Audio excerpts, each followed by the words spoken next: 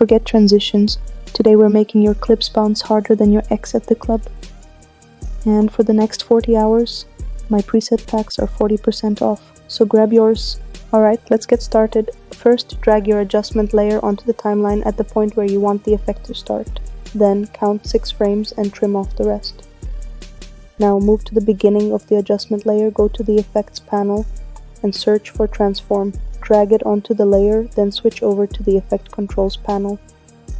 Scroll down and, on the first frame of the adjustment layer, click the keyframe icons for both position and scale. Next, move 1 frame forward and set scale to 130%.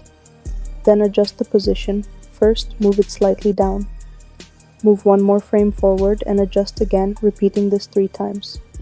On the last frame, reset both position and scale back to default. Once all keyframes are set, select them all. Right-click, go to Temporal Interpolation and choose Ease Out.